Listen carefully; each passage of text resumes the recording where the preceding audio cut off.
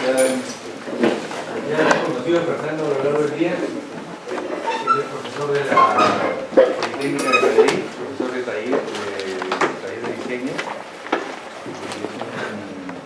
Es un arquitecto destacado. Vamos a ver su obra en vida. Muy bien, bueno, muchas gracias. Antes de nada, como debe ser, ¿no? Quiero agradecer al profesor, al decano de CARP, la invitación y a todos vosotros por estar aquí.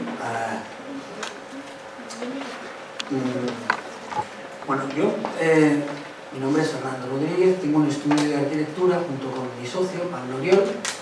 Los dos somos profesores en la Escuela Técnica Superior de Arquitectura de Madrid, específicamente además actualmente en el proyecto fin de carrera, ¿no? Estamos trabajando con 6 meses de decalaje en lo mismo que estáis trabajando aquí ahora mismo. Bueno, tenemos un estudio en el que de forma muy breve, como para contextualizar el trabajo que os voy a mostrar hoy, hacemos bueno, pues múltiples cosas, ¿no? Trabajamos en Madrid, hemos trabajado y estamos trabajando también en México, hemos trabajado en otros lugares de España, hemos hecho miles de concursos, algunos con éxito y otros con menos, como corresponde a los concursos. Y venimos desarrollando desde hace un tiempo un interés especial, ¿no? Yo he hablado hoy un poco en las sustentaciones de la necesidad como de establecer un cierto discurso en torno y alrededor de los proyectos de trabajo que uno hace como arquitecto. Que en nuestro caso llevamos un cierto tiempo llamando, bueno, denominando como con este par de palabras, ¿no? Estructuras y mecanismos. En lo referente a la estructura, nos interesa la estructura como orden, la estructura como lógica, la estructura como esa parte de la arquitectura que tiene como una obsolescencia mayor, que permanece, como vemos en estas imágenes, ¿no? De una de las fábricas de Albert Kahn en Detroit, que permanece a lo largo del tiempo de forma más o menos invariable, ¿no? Nos interesan lo que llamamos mecanismos, son aquellas partes de la arquitectura que tienen que ver con el ensamblaje, que tienen que ver con la técnica específica, que tienen que ver como con lo espontáneo. Alguno de vosotros ha estado hablando hoy de esas acciones espontáneas y no programadas a las que tienen que dar respuesta unas arquitecturas contemporáneas en las que ya no es tan importante quizás el programa y es más importante como la capacidad que puedan tener de ejercer como soportes, ¿no? Pues la combinación de estas dos almas, de estas dos ideas, es un poco a la que vamos prestando atención en el trabajo que hacemos en el estudio. De forma específica, lo que voy a mostrar hoy aquí tiene más que ver como con las estructuras que con los mecanismos, ¿no? Con las estructuras como algo que responde a la condición geográfica del proyecto, ¿no? Algo que se asienta en la complejidad infraestructural del territorio y que de alguna manera nace de él o bebe de él. Las estructuras como algo que responden a las lógicas internas del territorio, ¿no? Algo que subyace al lugar sobre el que nos tenemos que situar. Las estructuras como algo que responden a la capacidad relacional de la arquitectura, ¿no? Nos interesan como los órdenes que se establecen entre las partes y por tanto los sistemas que son capaces de ordenar o de articular esas relaciones. Nos interesa la condición de alguna arquitectura, de cierta arquitectura de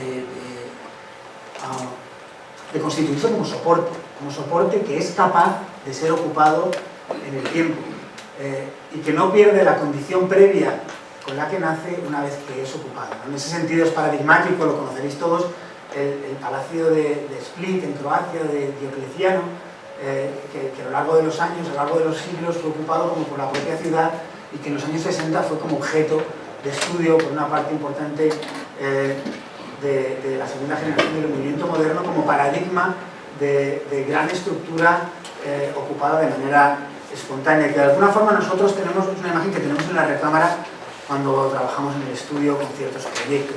O la contemporanización de esta condición del soporte y la pregunta acerca de cuál es la mínima cantidad de arquitectura necesaria con la que los arquitectos tenemos que trabajar en el siglo XXI para proporcionar precisamente soporte a toda esa actividad no programada y por tanto difícilmente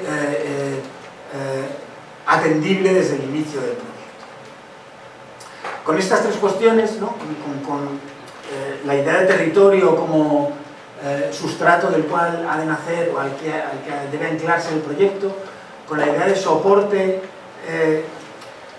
y con la idea de ocupación por las actividades espontáneas de estos soportes, es con las que estamos trabajando acerca de este par, ¿no? Estructuras y mecanismos o sistemas soporte y acción específica, y que quería mostraros en algunos proyectos. Bueno, el primero de estos proyectos es un concurso en Berlín, en el Kulturforum, en la zona central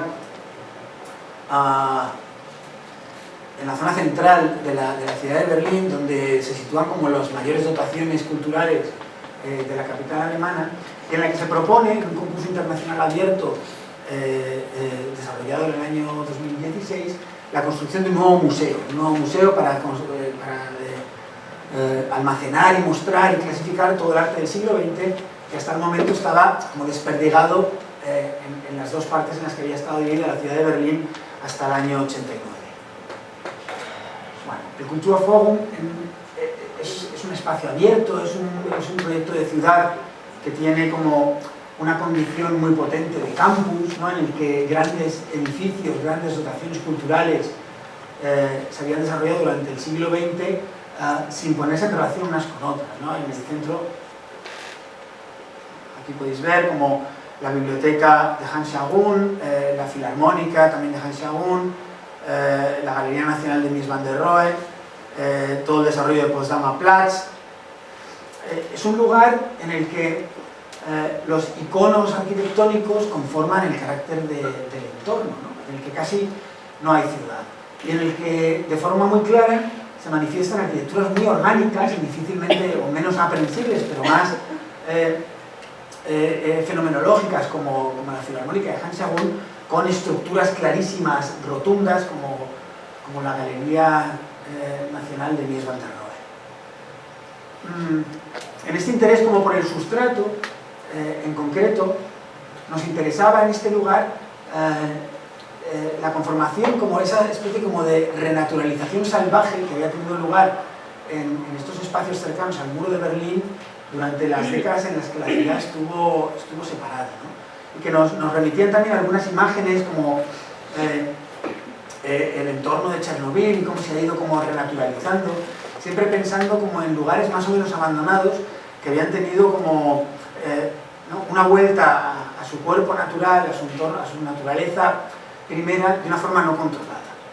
Y planteamos que la única manera, o la mejor manera de actuar en este lugar era la multiplicación de ese sustrato, ¿no?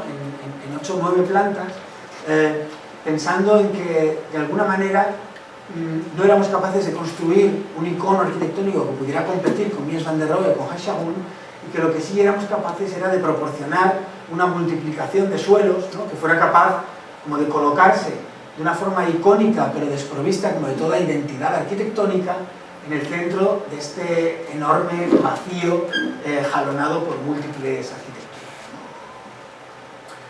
De este modo, el programa del museo quedó como neutralizado a su mínima expresión y confinado en una serie de bandejas que se iban superponiendo, articulando una enorme infraestructura cultural que se ponía en relación simplemente, como por su propia condición doble, de pieza con las proporciones de la Galería Nacional de Mies a la izquierda y con la flexibilidad de ocupación de las bandejas con la que se manifiestan las arquitecturas de Scharoun a la derecha, y en las que de alguna manera queríamos mostrar que no era demasiado importante el programa, que cualquier programa podía ser posible, y que lo verdaderamente importante era la capacidad multiplicadora de ese suelo como infraestructura cultural. Respondiendo de alguna manera a la pregunta que hacía el concurso acerca de cómo colocarse entre el proyecto de Mies y el proyecto de Scharoun, con la respuesta de que lo que había que hacer era multiplicar el proyecto de Mies, que era una pura estructura, por 8, y colocarle dentro, como si fueran unas sardinas en lata, al proyecto de Shaw, ¿no? Entonces, con este primer proyecto, poníamos encima de la mesa, ¿no?, de una forma expresa, esta apuesta clara y radical por las estructuras como forma de arquitectura contemporánea. Claro, las estructuras entendidas de forma amplia no siempre nos llevaban como a trabajar con estructuras portantes, ¿no? A veces entendimos que una estructura también podía ser un campo, podía ser una estructura de organización, lo que Stan Allen llamaba la field condition, la condición de campo como elemento estructurante. Y así trabajamos con este pequeño pabellón, cuya manifestación última es una estructura convencional, una estructura de hormigón, una estructura de concreto potente, capaz de ordenar en su interior una serie como de pequeños programas dispersos, pero que en realidad nacía como del entendimiento de este espacio suburbano al oeste de Madrid, ¿no?, que ha atravesado como por una gran autopista, la que conduce al noroeste de la península.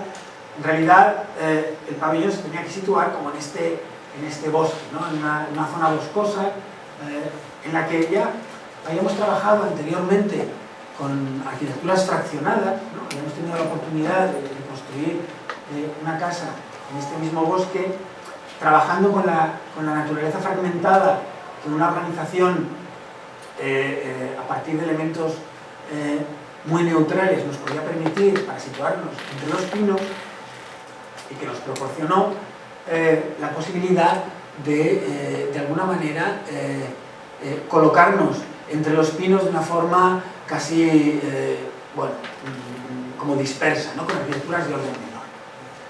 Pero en este caso necesitábamos, por la propia condición del pabellón, de una cierta rotundidad arquitectónica, ¿no? No nos valía como esa estrategia disgregada que habíamos empleado en la casa MO, que es la casa anterior que os he mostrado. Requeríamos de una cierta rotundidad, pero que a su vez permitiera como la organización de distintas piezas de programa. Y entonces recurrimos a una organización en forma de campo, ¿no?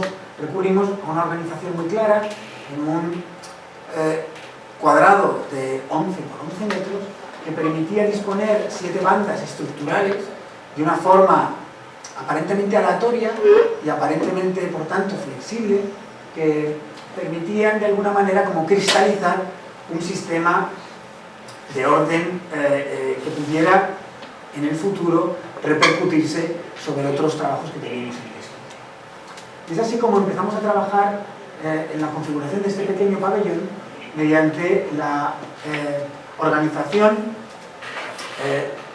de una serie de estructuras, ¿no?, de una serie de bandas estructurales con unas vigas de gran canto de 1,20, separadas apenas 2,10 metros del suelo, que fueran configurando sobre un pequeño soporte solado que permitiera, digamos, como repercutir esta organización de campo sobre el propio suelo, colocar unas pequeñas estructuras que solamente son estables cuando se terminen, ¿no?, cuando se cierren, que estaban compuestas, como os decía, de unas secciones en forma de T, unas patas de hormigón de modo apantallado, como más o menos de 90 centímetros de ancho por 15 centímetros de espesor, que sostenían unos dinteles de 1,20 metros de canto y también 15 centímetros de espesor, y que permitían además estar cubiertos en algunas zonas en las que había que protegerse de la lluvia. Eso daba una sección dinámica, ¿no?, en torno a este campo estructural, que permitía como distintas relaciones entre el bosque por un lado y la piscina existente a la que daba servicio este pequeño pabellón de invitados por el otro.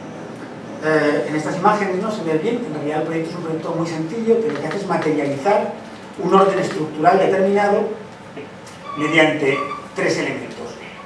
Una estructura potente, que tuviera capacidad como de mantener la identidad de la pieza, cualquiera que fuera su uso, cualquiera que fuera su cualificación espacial interior.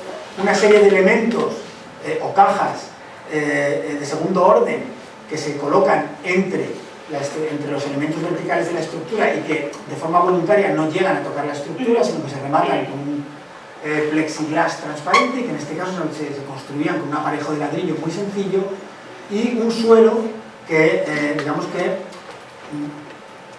imponía la huella de este campo estructural sobre el territorio.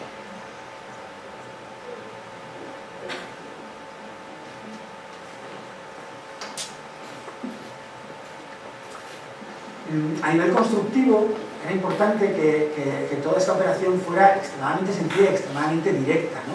Se trabajaba, como explicaba en este momento, con una estructura sencilla de hormigón listo. Solamente las piezas que están cubiertas, que se ven en la imagen de la derecha, tenían un paquete completo como de estructura transversal, impermeabilización y evacuación de aguas, y las piezas que tenían que estar climatizadas y que albergaban usos interiores se realizaban mediante un aparejo de ladrillo sencillo enfoscado al interior.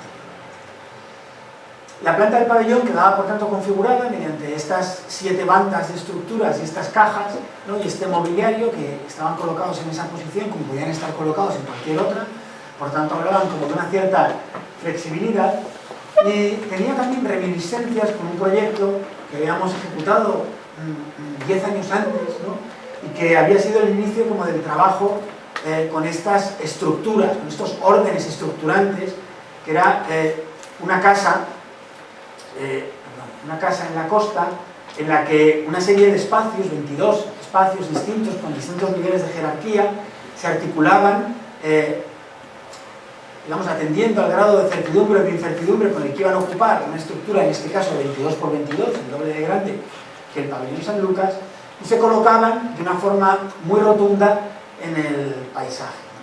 Entonces, este trabajo en Santander, en el año 2007, nos había llevado como a ordenar una matriz espacial con una estructura metálica y que había, ¿no? Y con una cierta como voluntad de construir un objeto sobre el paisaje que debía repercutir posteriormente como en la planta del pabellón. Esta es la planta, evidentemente no a la misma escala, pero sí al mismo tamaño, la planta de la casa OS, que vemos aquí, la planta del pabellón San Lucas, y que posteriormente, en el año 2014, pudimos ensayar también para construir el tercer proyecto que os voy a mostrar, que es la exposición de la 9ª Bienal Iberoamericana de Arquitectura y Urbanismo, en su primera localización, que fue en la ciudad argentina de Rosario, en unos galpones junto al río Paraná. Cuando recibimos este encargo, de parte de los comisarios generales de la Bienal, que eran Ginés Garrido y Paco Burgos, bueno, nuestra mayor preocupación tenía que ver con la capacidad de construir espacio arquitectónico dentro de una infraestructura gigantesca, como eran estos galpones maravillosos de principios del siglo XX, utilizados para almacenar grano a las orillas de este gran río, ¿no? del Paraná, y que nosotros debíamos llenar con unas piezas que tenían un carácter temporal, que debían ser transportables, pero que, desde nuestro punto de vista, tenían también que construir un cierto espacio, ¿no? En ese momento pensamos que, bueno, que debido como a la naturaleza, digamos, como aglutinadora de un programa como la Bienal Latinoamericana, la Bienal Iberoamericana, ¿no? Que por su propia condición ponía encima de la mesa arquitecturas de 22 países distintos, arquitecturas de escalas distintas, de contextos distintos, y por tanto, sin una línea argumental demasiado clara, más que no es poco, aquella que hacía como que toda esa arquitectura debiera mostrarse en un mismo lugar de forma simultánea, pensamos en estas 3 cosas, ¿no? Pensamos en la naturaleza geográfica del territorio sobre el que teníamos que actuar, pensamos en las colecciones de los museos de ciencias naturales, ¿no? Por la naturaleza dispersa y diversa de las arquitecturas que debíamos mostrar, y pensamos en los grandes embalajes y los grandes baúles, ¿no?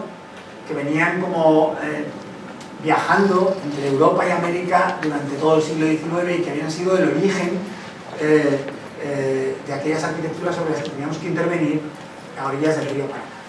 Y pensamos que, de nuevo, un campo, una estructura de orden clara y rotunda, como había sido en el año 2007 la Casa OS en Santander, y como había sido apenas un año antes el Pabellón San Lucas, era la respuesta para poder construir un espacio a partir de elementos dispersos, de elementos discretos, de elementos pequeños, que pudieran desplegarse, ¿no? Que pudieran abrirse y mostrar todo aquello que digamos que la exposición tenía que ser capaz de mostrar, y decidimos construir estos baúles, ¿no? Estos 9 baúles que por sí solos eran más mecanismos que estructuras, pero cuando se disponían de forma conjunta en una matriz de 3×3 en ese espacio mágico del galpón, construían de una forma clara un espacio arquitectónico propio. Bueno, los baúles tenían que llegar por río a los galpones, ¿no? Se construyeron en Buenos Aires, se diseñaron en Madrid, se construyeron en Buenos Aires y llegaron por río a los galpones, y tenían que, digamos que, disponerse, como veis, como una matriz perfecta de 3×3 para poder construir este espacio a la vez, digamos, como compartido con el galpón, pero distinto del propio galpón.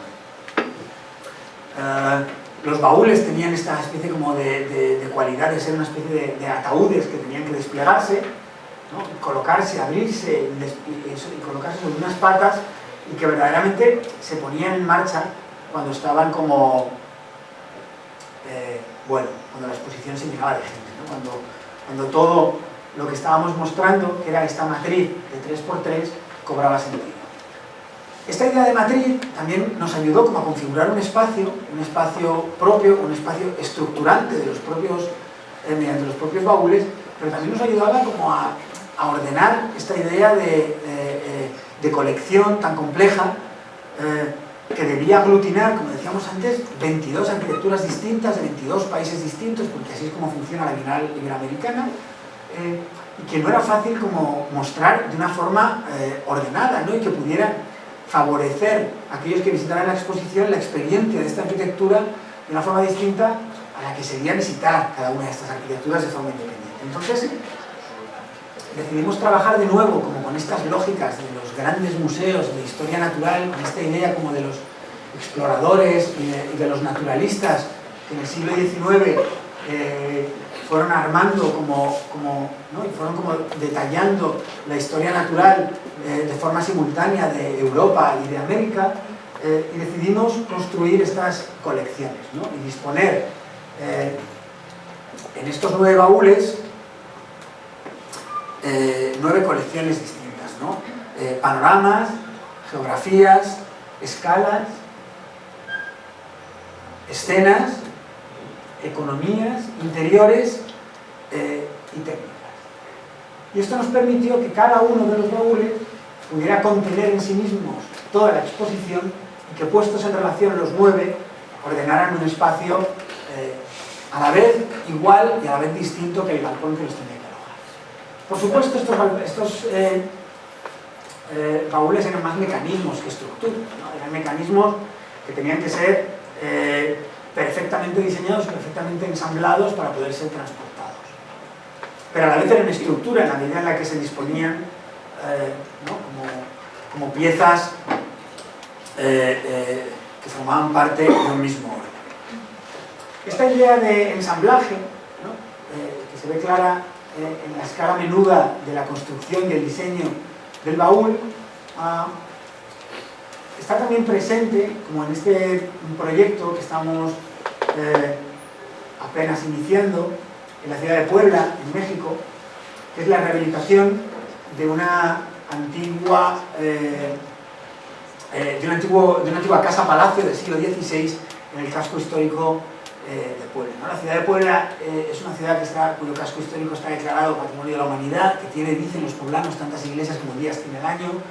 Es decir, es un lugar extremadamente denso a nivel patrimonial, con una arquitectura colonial, barroca, riquísima, también con una intensidad cultural enorme, y con un proceso de revitalización del centro urbano del que, bueno, nosotros con este encargo empezamos a formar parte, ¿no? En la parte superior izquierda de la imagen podéis ver la Catedral de Puebla y el Zócalo de Puebla, la Plaza Mayor.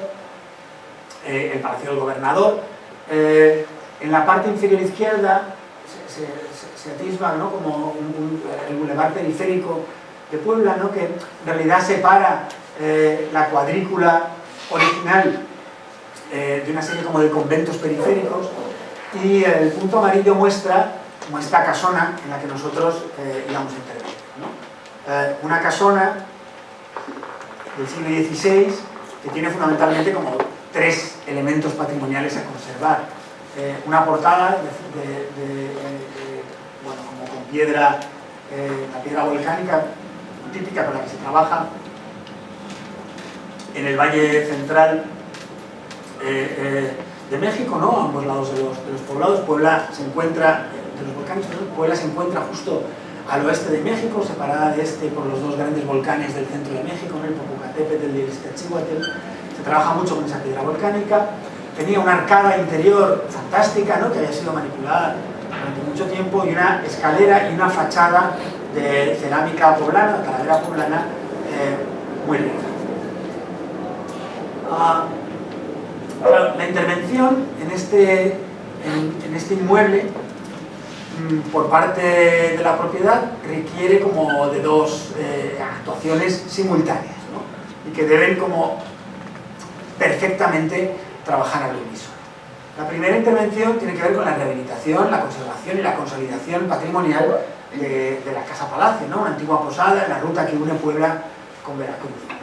La segunda intervención, como en todos los palacios y en todas las edificaciones que se rehabilitan en el centro de Puebla, tiene que ver con construir encima de esta Casa Palacio hasta 2 plantas, ¿no?, casi del orden de 800 metros cuadrados. Claro, ¿cómo construir encima de un edificio del siglo XVI? Es algo muy complejo, no solamente técnicamente, sino también conceptualmente. ¿Cómo te colocas encima de un edificio renacentista, barroco, que tiene un enorme carácter estructurante, no solamente dentro de su propio edificio, sino dentro de la cuadra de la que forma parte y de todo el centro histórico de Puebla? Y de repente, bueno, pues vemos como que la ciudad de Puebla de alguna manera ya muestra como la forma de construir sobre su línea de cornisa, ¿no? Toda la ciudad está jalonada por una serie de iglesias y de cúpulas que se sitúan sobre la línea de cornisa. A su vez descubrimos en la periferia de Puebla este maravilloso convento, también del siglo XVI, San Pedro de Cholula, que configura de nuevo como una especie como de campo, ¿no?, una especie como de campo estructural de cúpulas, maravilloso, digamos como una forma parecida a la mezquita de Córdoba, y que nos dio lugar a pensar que la forma en que teníamos que intervenir sobre esta casa era considerándola toda ella de nuevo como un campo estructural sobre el que tendríamos que insertar una pieza a la manera de estas cúpulas barrocas que emergen sobre el patrimonio, sobre la línea de cornisa de 9 metros de todo el centro de Puebla. Y apareció esta idea como de inserción, como de ensamblaje, ¿no?, de una pieza nueva sobre la pieza antigua, restaurando toda la pieza antigua y dejando como que la pieza nueva vaya colonizando aquellas zonas, como el patio trasero que veis en esta axonometría seccionada, que aparecerían como en la casona restaurada. Esta idea de ensamblaje, ¿no?, y de posición de una pieza como tecnológicamente distinta, de una pieza como ligera, articulada, estructura metálica, de complemento ligero, sobre una pieza sólida, sobre una pieza más estereotómica, ligada como a la masa, al ladrillo, al aparejo y al concreto. Ya lo habíamos ensayado también en Puebla, en la construcción de unas viviendas ligeramente industrializadas, ¿no?, en un fraccionamiento, en una colonia a las afueras de la ciudad, en las que habíamos trabajado precisamente superponiendo unas estructuras industrializadas, ensambladas en un taller, sobre unas estructuras más vernáculas construidas mediante concreto y enfoscado, con el método habitual de construcción en la ciudad de Puebla, y que permitían este doble trabajo, ¿no?, sobre digamos, lo que pertenece al suelo, lo que pertenece como a la obra húmeda, a la obra en la que se trabaja con enfoscado, que se trabaja con concreto armado, pues en la que se trabaja con castillos de ladrillo y con encofrados metálicos, y la pieza, en este caso también enfoscada, pero construida con punta seca, con ensamblaje metálico, y en taller, que se superponía.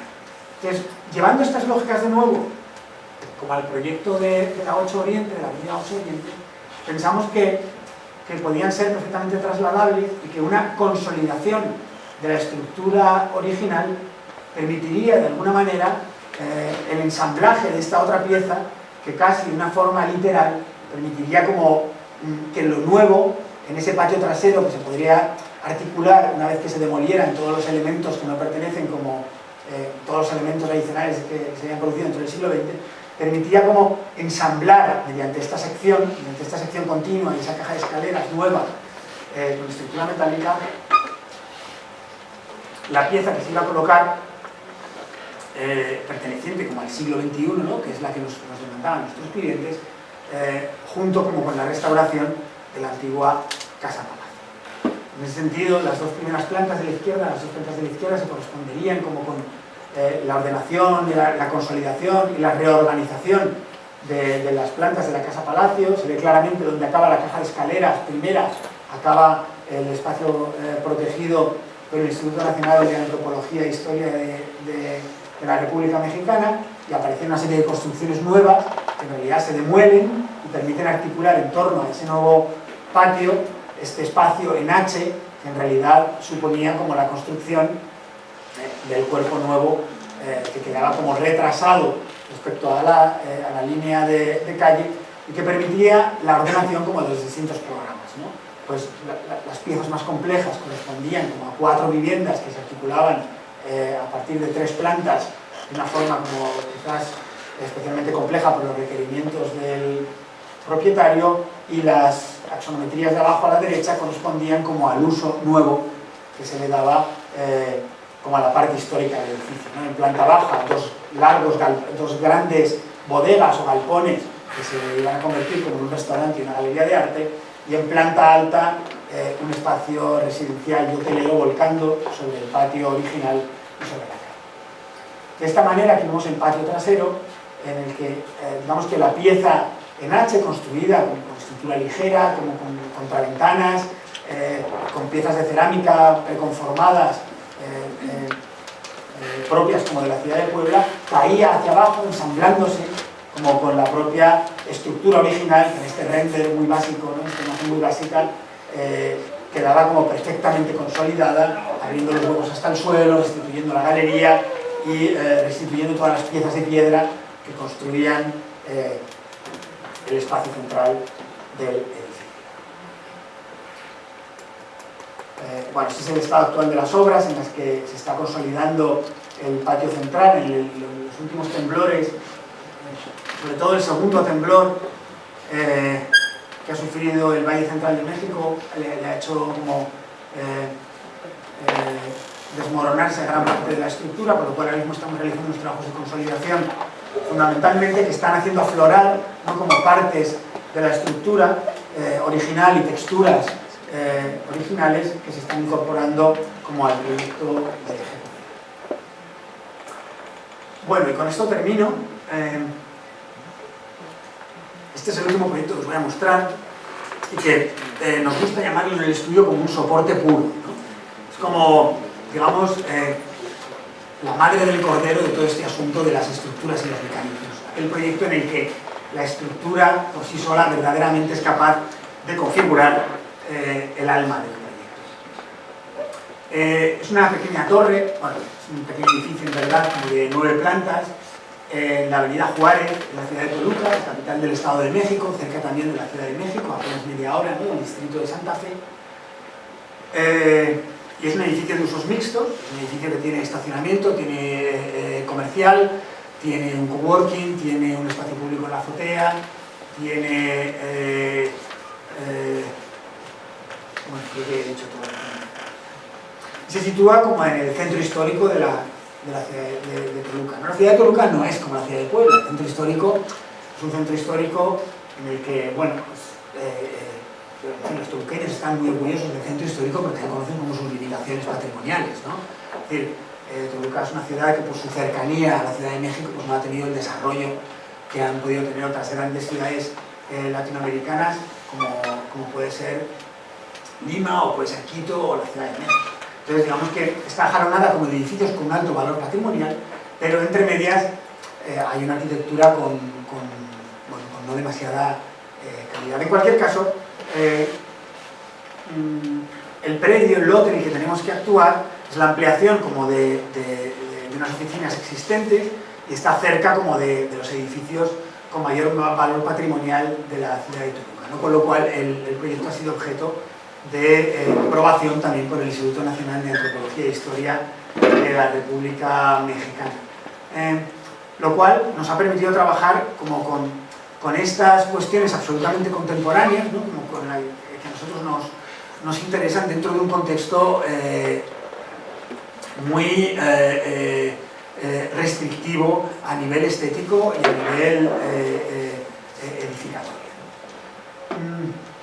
Bueno, en este caso, la cantidad de usos distintos que solicitaba el cliente nos hacía pensar de una forma clarísima en que todo esto que veníamos barruntando durante hacía ya 10 años en el estudio y que parecía ser que el programa no era una cosa demasiado relevante a la hora de hacer el tipo de arquitectura que nosotros trabajamos, pues era en este caso como absolutamente cierto, ¿no? Porque además los usos han ido cambiando durante el proyecto, se han implementado usos nuevos durante la obra. Entonces decidimos que lo que teníamos que construir era un soporte puro, una estructura con un paso estructural lo suficientemente grande como para poder permitir que el uso más restrictivo pudiera tener lugar, que en este caso es el uso de aparcamiento por las restricciones normativas que implica, pero que debía ser algo que pudiera alojar durante el tiempo del proyecto, durante el tiempo que va a vivir este edificio, que esperamos que sea mucho, pues usos diversos, ¿no? Entonces decidimos trabajar en el diseño de una estructura y una piel. Entonces el proyecto tiene esta sección y esta volumetría tan compleja porque es la que permitía en realidad construir toda la normativa a la que hacía referencia la ordenanza del centro histórico de la ciudad de Toluca, pero fundamentalmente es una estructura horizontal inclinada en gran parte de su superficie para permitir el acceso mediante vehículos, ¿no? Para poder constituirse como un aparcamiento, y una piel bastante neutra, con unos tonos, como veréis ahora, ligeramente dorados, que permite como, digamos, enmarcarse, situarse de una forma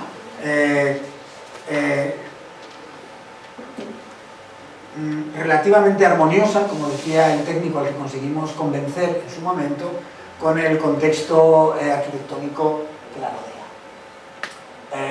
Una estructura pues, muy semejante a esta bajo la que nos encontramos, de vías de canto, de grandes luces, ¿no? Que permitiera como un fácil aparcamiento, entre pilares hay 7,5 metros, que permite como que se ordenen grandes plazas, 3 plazas de aparcamiento con cierta facilidad, y que se extendía en altura en el momento en que desaparecía como la parte en la que el aparcamiento era posible, hasta llegar como a estar coronada con un espacio público vinculado como al disfrute como de las vistas del Nevado de Toluca, de las cúpulas de la catedral.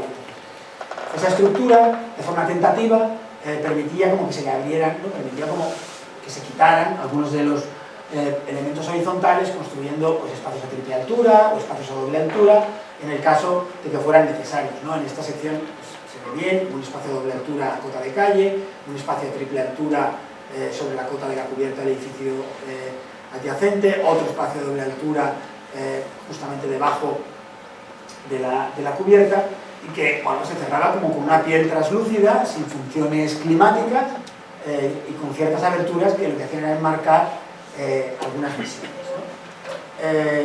Aquí en la imagen de la izquierda se ve bien, ¿no? Como la piel, que es una piel plegada de chapa perforada, permitía simplemente dejar respirar la estructura y que sea la propia estructura pura y dura del proyecto la que le diera el carácter.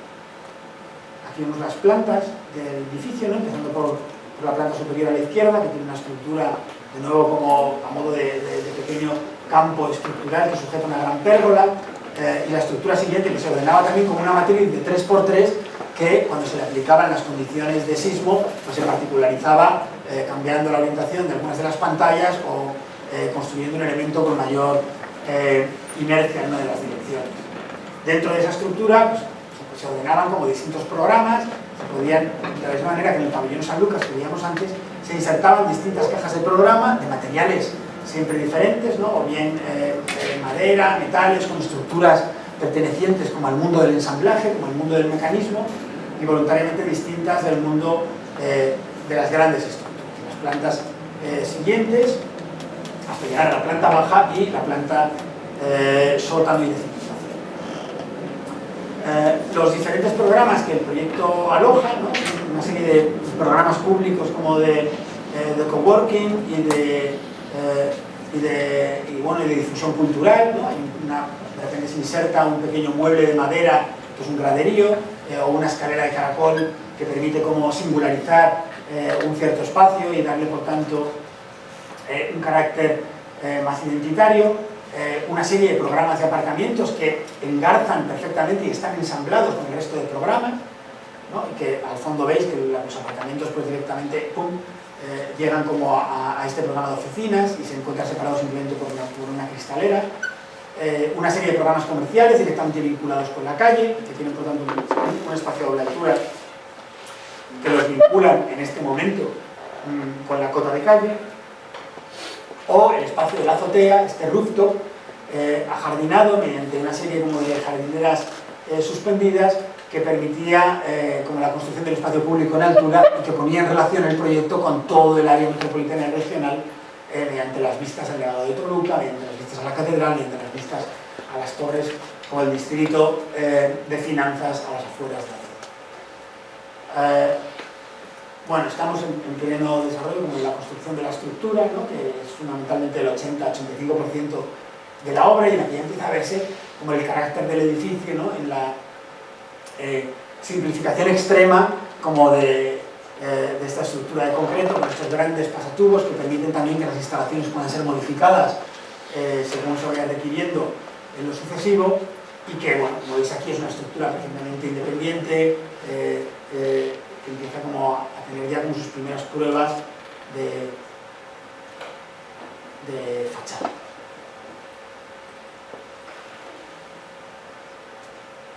Bueno, y esto es todo.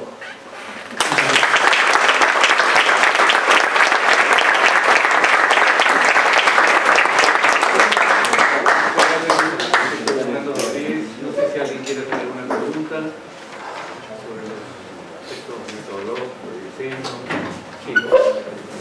Sí, bueno, buenas noches. Quisiera preguntar respecto del proyecto de Puebla. Usted mencionaba que en la parte trasera de esta casona existían unas estructuras del siglo XX que iban a ser demolidas para sobreponer esta estructura contemporánea del siglo XXI. Entonces me gustaría preguntar cuáles son los argumentos de desbaratar estos añadidos del siglo XX buscando esta originalidad, ¿no? En todo caso, ¿cuál es esta originalidad y qué invalida la arquitectura del siglo XX para botarla y poner este nuevo edificio del siglo XXI? Y también me llamaba la atención ese retranqueo, ¿no? Me gustaría preguntarle si eso responde solamente a la idea de la visual de la calle y la línea de cornisa que mencionaba, o si hay todo un tratamiento volumétrico desde diferentes puntos de perspectiva de la calle, porque si no se quiere ver, por lo menos acá en otros centros históricos pasa que se retranquea, pero inmediatamente no se ve, pero siempre hay un punto desde el cual se descubre.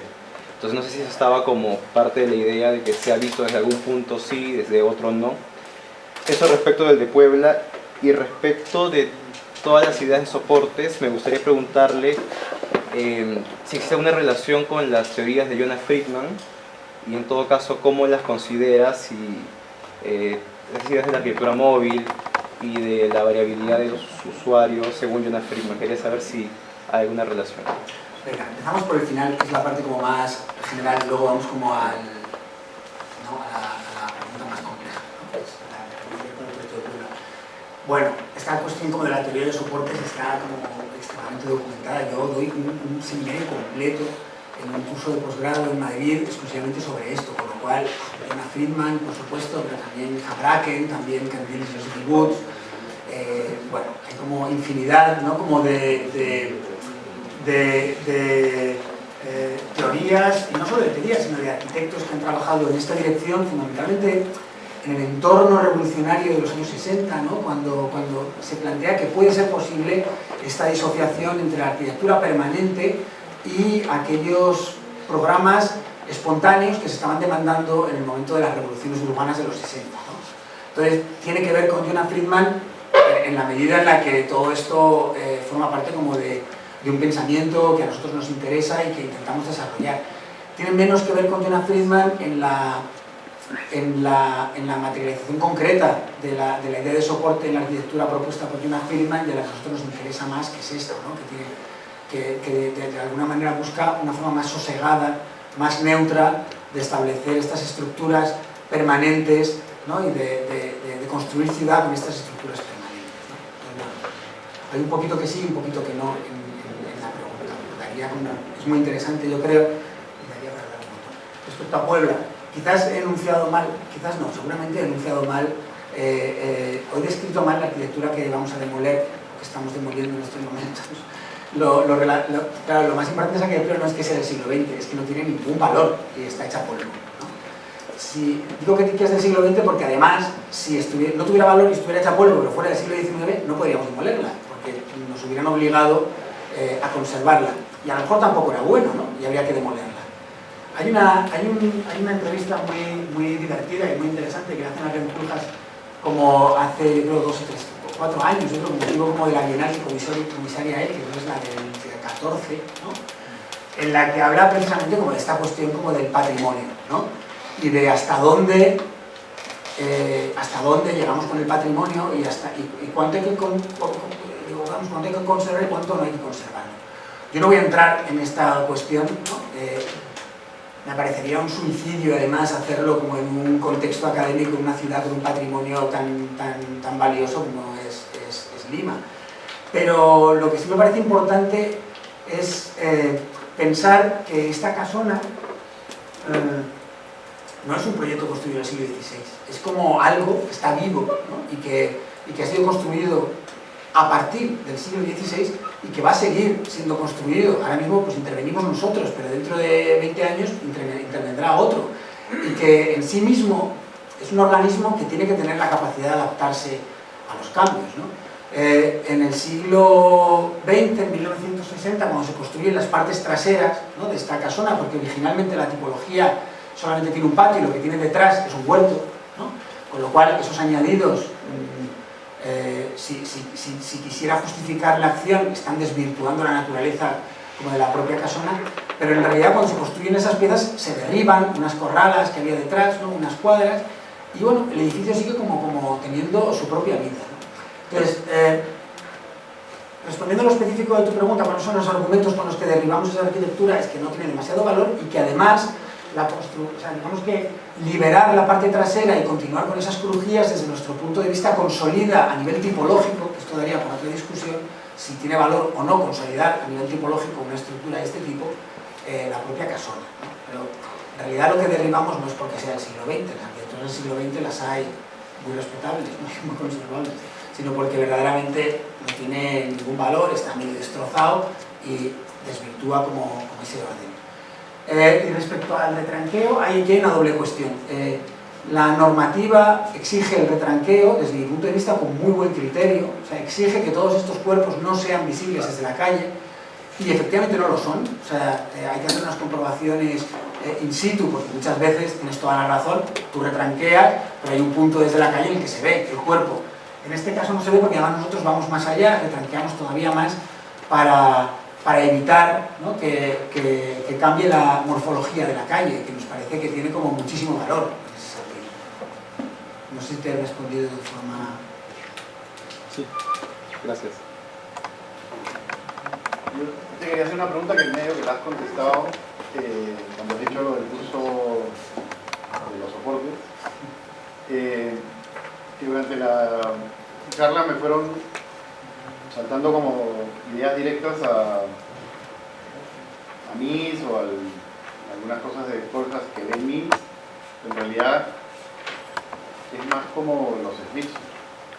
Y creo que ahí es donde hay una continuidad, que es lo que los Stixon veían en MIS.